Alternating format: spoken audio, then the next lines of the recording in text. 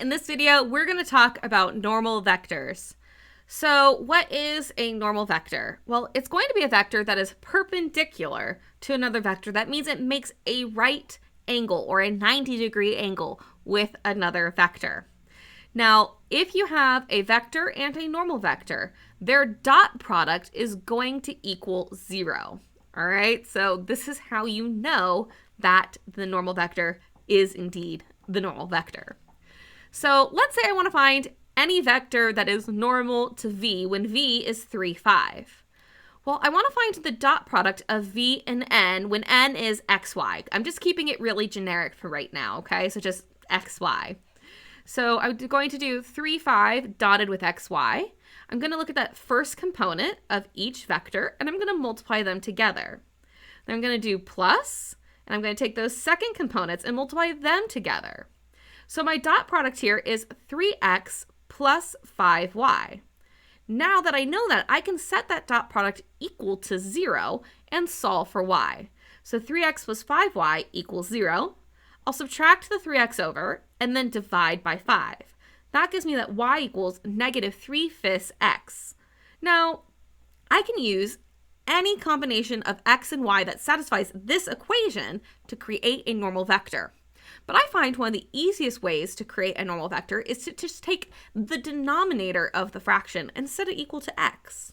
So in this case, since my denominator is 5, I'm going to make x equal to 5. Then I'm going to plug that in to find the value of y.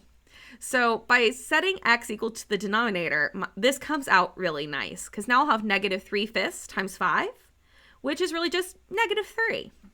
So now I know when x equals 5, y equals negative 3, and that is a normal vector to my original vector, 3, 5. But remember, it's not the only possible normal vector. Any constant multiple of 5, negative 3 will also be normal to our vector v.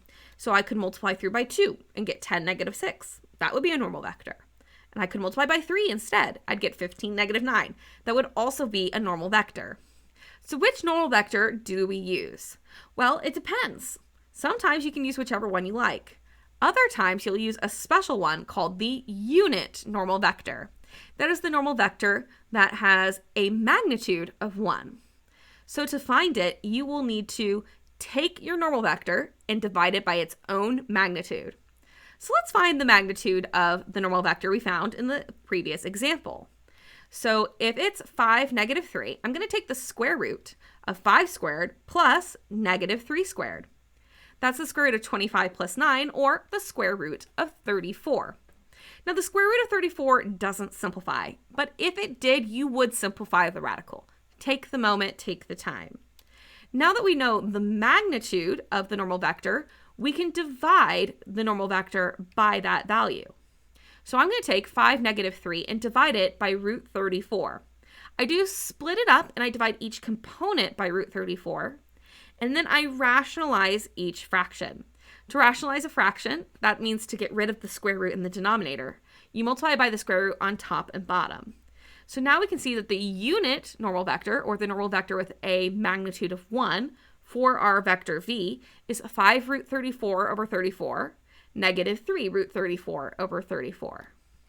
And that's how you find both the normal vector and the unit normal vector.